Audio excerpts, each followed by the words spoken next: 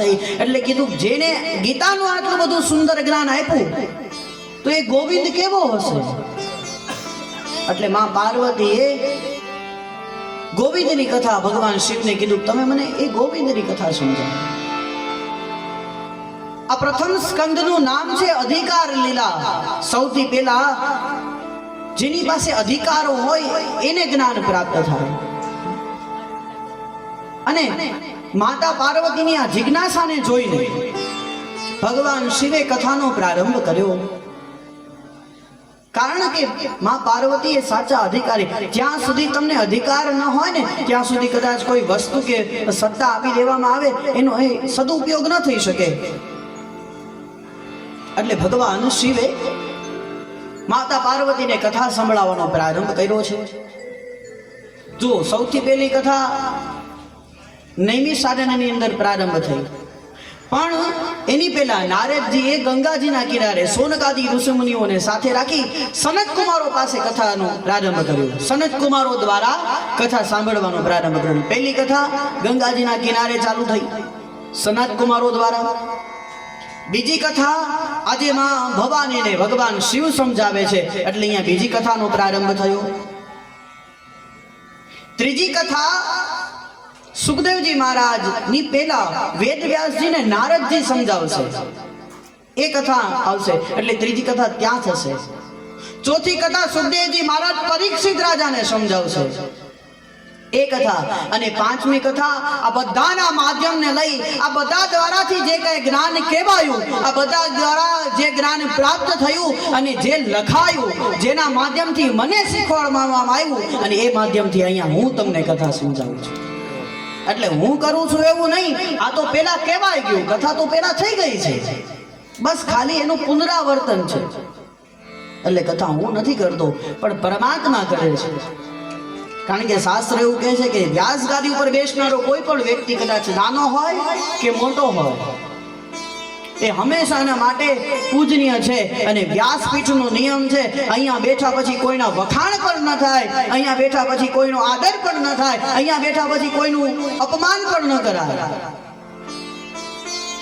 અહીંયા બેઠા પછી કોઈની માફી પણ ન મગાય અને અહીંયા વ્યાસપીઠ ઉપર બેઠા પછી કોઈને નમન પણ ન કરાય. આ વ્યાસપીઠનું અપમાન છે જો આટલું કરવામાં આવે ને તો. કારણ કે એક શ્લોક છે કે વ્યાસાય વિષ્ણુ રૂપાય વ્યાસ રૂપાય વિષ્ણવે નમો વે બ્રહ્મ નિધયે વાસિષ્ઠાય નમો નમઃ. વ્યાસ એ વિષ્ણુનું સ્વરૂપ છે. અને આનું પ્રમાણ દેવી ભાગવતમાં છે કે આપણે બધા 28 વખત આ દુનિયામાં જન્મા, 27 વાર પૃથ્વીનો નાશ થયો, 28 વખત સતયુગ ગયું, 28 વખત દ્વાપર ગયું, 28 વખત ત્રેતાયુગ ગયો અને અત્યારે 28મો કલિયુગ ચાલે છે. જ્યારે મહારાજ પૂજા કરાવે ને સંકલ્પ કરે કે અષ્ટાવ્યુમ છતી તમે કલિયુગે, 28મા કળિયુગમાં આપણે બધા 28ના કળિયુગમાં જીવીએ છીએ. તો જેટલી વાર પૃથ્વીનું સર્જન થયું ને એટલી વાર ભગવાન સ્વયં વ્યાસ બનીને આવ્યા. તો વ્યાસ એ વિષ્ણુનું સ્વરૂપ ગણવામાં આવે. તો આજે માં ભવાનીને ભગવાન કથા સંભળાવે છે અને આજે ભગવાન શિવજીએ પણ મંગલાચરણ કર્યું. આપણી પ્રારંભિક એક નિયમ છે કે કોઈ પણ સત્કર્મ કરીએ ને એની અંદર મંગલાચરણ કરવું જોઈએ. શું કામ કે સમાપ્તિ કામો મંગલમ આચરે. જે કામને સારી રીતે પૂર્ણ કરવું હોય એના માટે મંગલાચરણ કરવું જોઈએ. સમાપ્તિ કામો મંગલમ આચરે. જો મંગલાચરણ કરીને કોઈ કાર્યનો પ્રારંભ કરવામાં આવે તો અવશ્ય એ કાર્ય સારી રીતે પરિપૂર્ણ થાય. મંગલાચરણનો બીજો અર્થ છે કે મમ પાપમ કરોતિ ઇતિ મંગલ. જે મારા અને તમારા પાપને બાળી નાખે ને એ મંગલ. ત્રીજો અર્થ છે કે મંગલાચરણ એટલે જેનું આચરણ સારું હોય, જેનું આચરણ મંગલમય હોય એની કથા થાય. તો એક આપણો નિયમ છે કે મંગલાચરણ કરવું જોઈએ. આજે ભગવાને શિવે પણ મંગલાચરણ કર્યું અને અહીંયા કથાના પ્રારંભની અંદર ભગવાનના સ્વરૂપનું વર્ણન કરતા પ્રથમ સ્કંદના પ્રથમ શ્લોક મંગલાચરણ છે. આવો આપણે બધા જ એ મંગલાચરણ કરીએ. જનમાન્દ્યાસ્યતો ભયાદિતરતા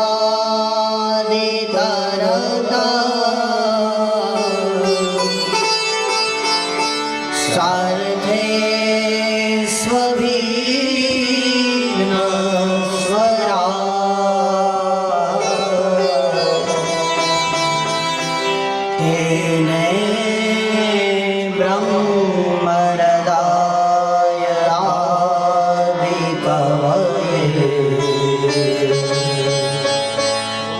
મુહ્યંતિયા સૂરય તેજો મૃદા યથા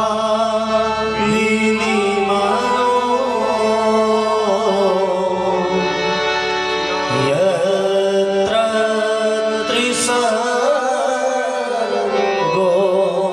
મૃષા ધામ્ના સ્વેન સદા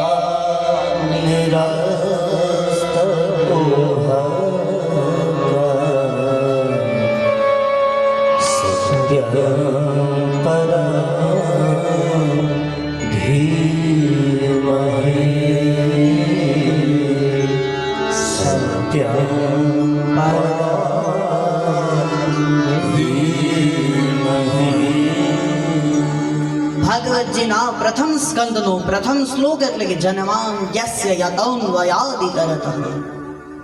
જન્માંગ્યસ્યનો સીધો અર્થ છે કે અમે એ સત્ય સ્વરૂપને વંદન કરીએ છીએ, પરમ તત્વને વંદન કરીએ છીએ. મેં ગઈકાલે પણ કીધું તું, સત્ય ક્યારેય અડધોય ન થાય અને સત્ય ક્યારેય તૂટે નહીં. સત્ય ક્યારેય વધે પણ નહીં અને સત્ય ક્યારેય ઘટે પણ નહીં. ઘણા એમ કહેતા હોય કે 110% સાચું છે. નહીં, 110% ન થાય, 100% જ રહે. અને ઘણા એમ કહેતા કે 99.99% 99.99% ન થાય, કાં તો 100% જ હોય અને એનાથી એક ટકો ઓછું થાય ને તો એ ખોટું છે, સત્ય નથી. સત્ય ક્યારેય નાશ ન પામે. જે પરમ સત્ય છે, સત્ય એટલે સુપ્રીમ પાવર, એવી શક્તિ કે જેનો દુનિયામાં કોઈ નાશ ન કરી શકે. અહીંયા આ વ્યાસજીની સમાધિ ભાષા છે કે સત્યમ પરમ ધીમહિ. સત્ય સ્વરૂપનું પરમાત્માએ ધ્યાન કર્યું છે. જન્માંગ્યસ્ય યતઃ એનો અર્થ છે કે જેનાથી દુનિયા જન્મે છે એ પરમ સત્ય. કોણ જન્માવે છે? કે ભગવાન સ્વયં વિષ્ણુ. એ પરમ સત્ય છે. એ પરમ સત્ય જે બધાનું પાલન અને પોષણ કરે છે, જેનાથી જન્મે છે, જેનામાં જીવે છે અને જેનામાં વિલીન થાય છે, તેવું પરમ સત્ય.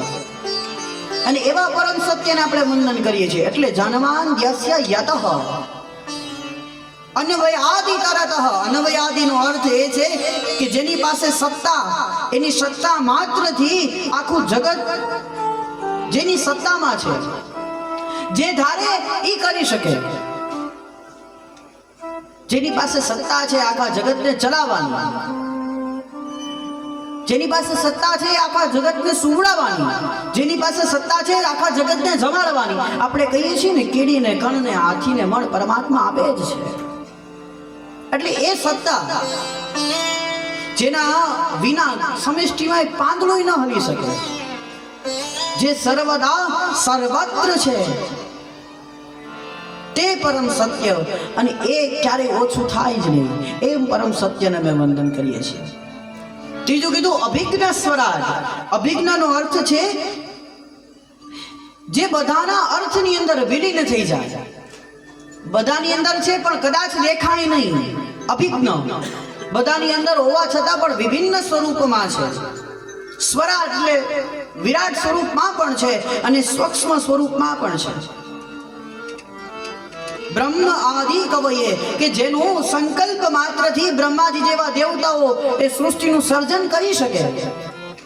જે સૃષ્ટિનું સર્જન કરનારા બ્રહ્માજી પણ જો ભગવાનના ગુણ લખવા માટે બેસે તો પણ એનો પાર ન પામી શકે. બ્રહ્માદિ આદિ કવયે, જેને સૃષ્ટિનું સર્જન કર્યું છે એવા બ્રહ્માજી પણ એના સર્જનની અંદર મોહ પામે. તો આવા સર્જન કરનારા, જે પાલન અને પોષણ કરનારા, જેને પોતાના સર્જનથી કોઈ વિયોગ પણ ન થાય, જેને પોતાના સર્જનથી કોઈ દુઃખ પણ ન થાય, જેને પોતાના સર્જનની અંદર કોઈ મોહ પણ ન થાય તેવા પરમાત્મા. કારણ કે સ્વયં ભગવાન છે ને એ વૈરાગ્ય છે.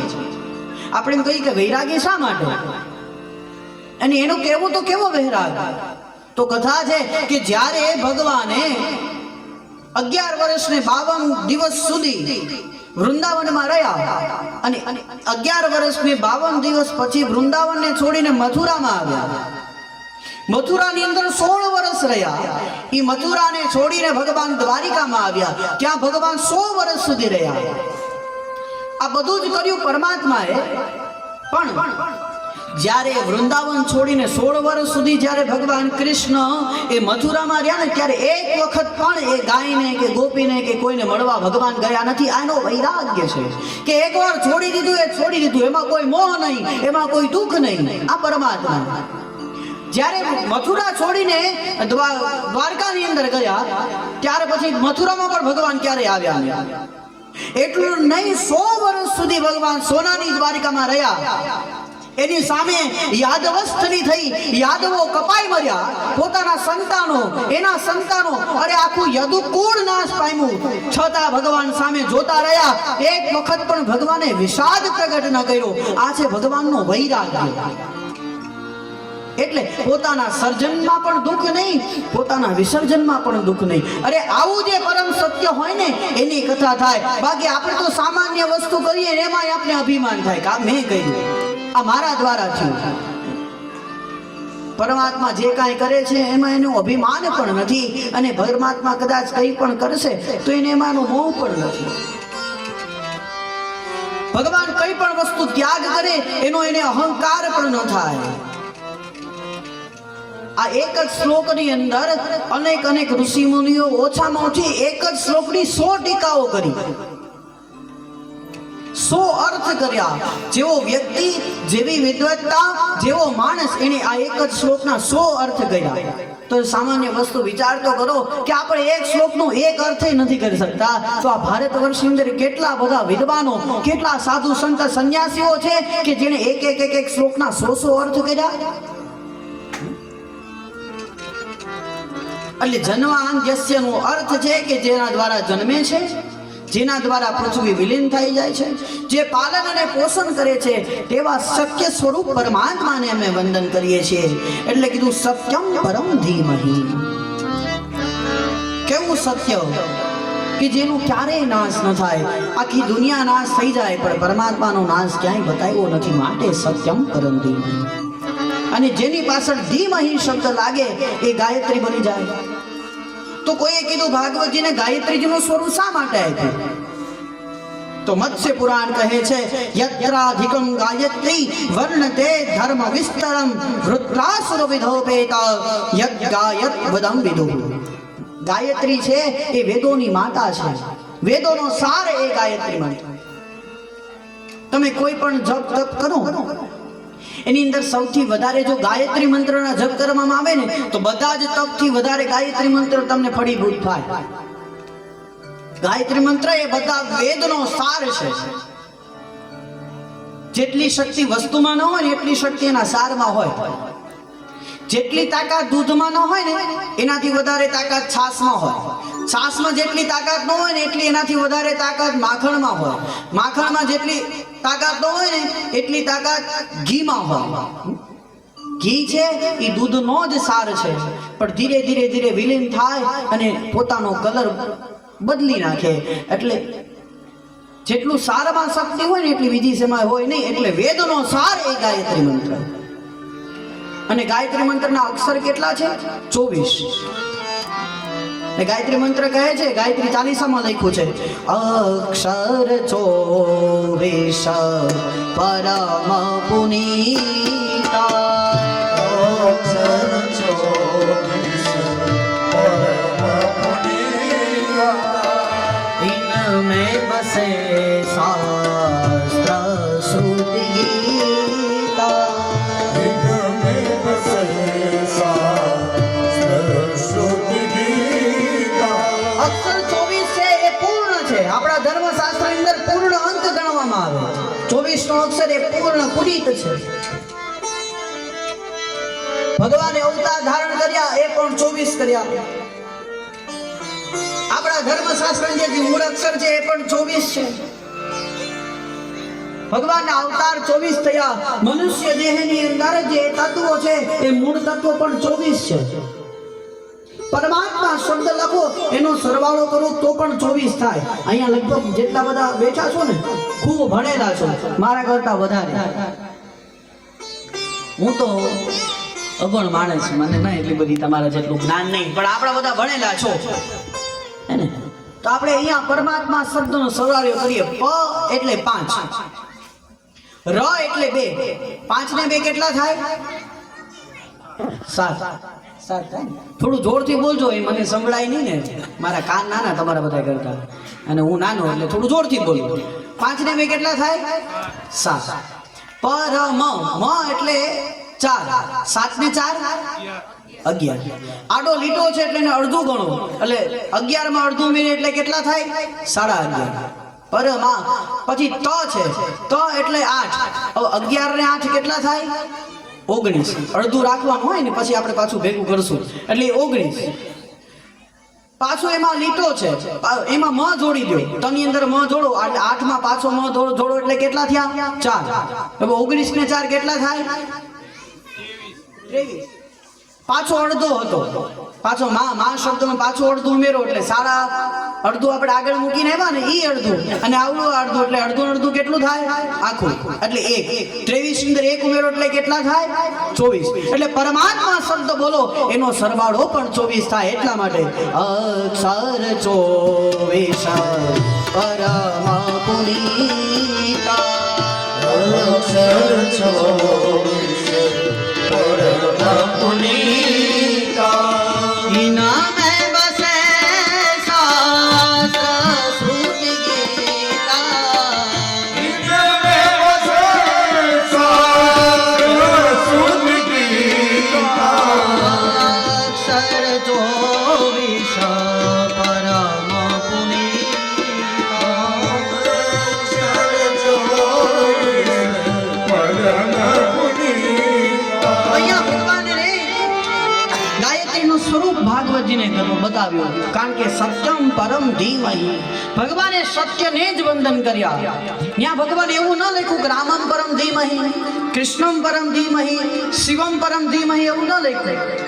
સત્યમ પરમ ધીમહિ એટલા માટે, જો રામમ પરમ ધીમહિ લખ્યું હોત તો રામના ભક્તો એમ કે આ ગ્રંથ અમારો છે. શિવમ પરમ ધીમહિ લખ્યું હોત તો શિવના અનુયાયીઓ એમ કે આ ગ્રંથ અમારો છે. કૃષ્ણમ પરમ ધીમહિ એવું લખ્યું હોત તો કૃષ્ણના અનુયાયીઓ એમ કહે કે આ ધર્મ ગ્રંથ અમારો છે. અંબામ પરમ ધીમહિ એવું લખ્યું હોત તો જે માતાજીના ઉપાસકો છે એ એવું કહે કે આ ગ્રંથ અમારો છે. નહીં, કોઈ એક ધર્મનો નહીં, આ તો બિન સંપ્રદાયિક પરમ છે.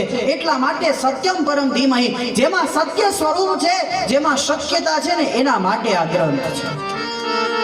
આ કોઈ સામાન્ય ગ્રંથ નહીં, સ્વયં પરમાત્માનું વાંગમય સ્વરૂપ, શબ્દ સ્વરૂપ પરમાત્માનું. વાંગમય એટલે ભગવાનનું શબ્દ સ્વરૂપ કહેવાય.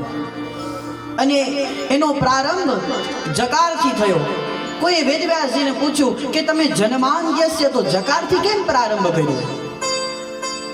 એટલે વેદવ્યાસજીએ સુંદર જવાબ આપ્યો, તમારા હૃદયમાં જે હોય ને ઈ બહાર આવે. જ એ દગ્ધાક્ષર છે. આપણા કોઈ પણ ગ્રંથ, કોઈ પણ પુરાણ કે કોઈ પણ શ્લોક લઈ લો ને, ક્યારે એનો આરંભ જથી ન થાય. જ એ ઉષ્ણ અક્ષર છે, જ એ દગ્ધાક્ષર છે, તપ્તો અક્ષર. તો કોઈ વેદવ્યાસજીનો તમે દગ્ધાક્ષરથી કેમ પ્રારંભ કર્યો? અને વેદવ્યાસજીએ કીધું કે જેના હૃદયમાં દાહ હોય ને ઈ પેલું બહાર આવે. અને આજે વેદવ્યાસજીના હૃદયમાં દાહ છે શેનું? કે પોતાનું સંતાન સુખદેવજી મહારાજ જન્મતાની સાથે વેદવ્યાસજીને છોડીને જતા રહ્યા. એટલે ભગવાને પેલું એ દુઃખથી જન્માંગ્યસ્યથી પ્રારંભ કર્યો.